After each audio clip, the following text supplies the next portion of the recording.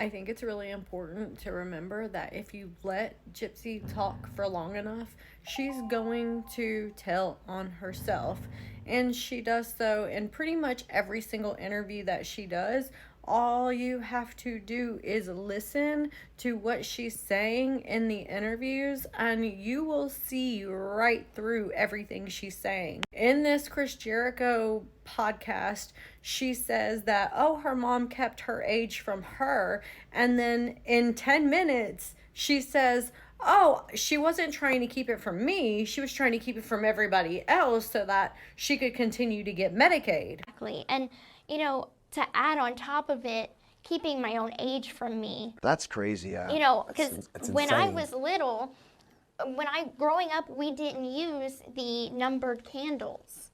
Like, that was not a thing in my home. Okay, right. So when it came around that it was my birthday, she would wish me happy birthday, but she wouldn't tell me how old I was. And then if I'd overhear it, I would confront her. I would ask her, I'm like, Mom, I thought that I was turning 13, today. And she's like, oh, no, you're turning 12.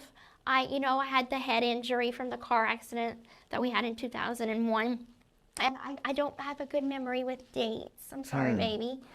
And that's what she would do. And one thing that worked against her is kids know how old they are by their peers. They grow up with their peers. What grade you're in school. What grade you're in school. And Gypsy never went to school. Gosh.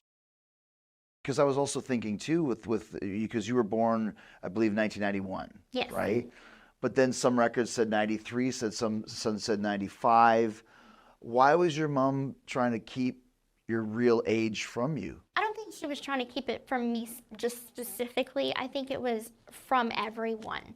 Because, in some records it does say 91, in some records it says 95. So she would move us around. So, how many places we lived in Louisiana is too many to count.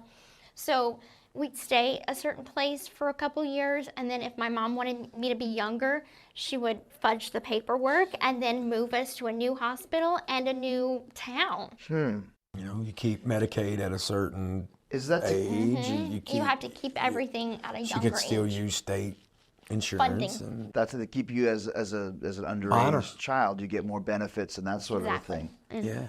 Girl, you're giving all the information away. You're telling on yourself.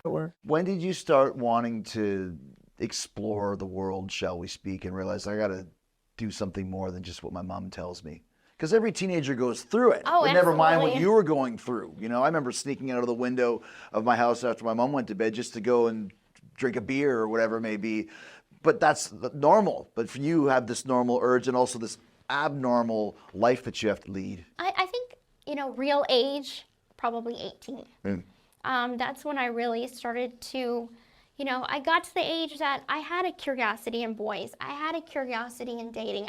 I find it so interesting to be able to listen to the interviews and basically dissect what she's saying, because if you listen to her long enough, she is going to tell you the quiet part out loud. She doesn't think that people are going to catch on, but we're catching on. And if you heard what I heard and have information to share with me about other interviews where she's telling on herself, please comment below, because I think the more that we, the people, are pointing out these inconsistencies in her story, the more people are going to see that she's a fraudster, that she's a liar, that she's a manipulator, that she is doing all of this and continuing the con that her and mom had already started.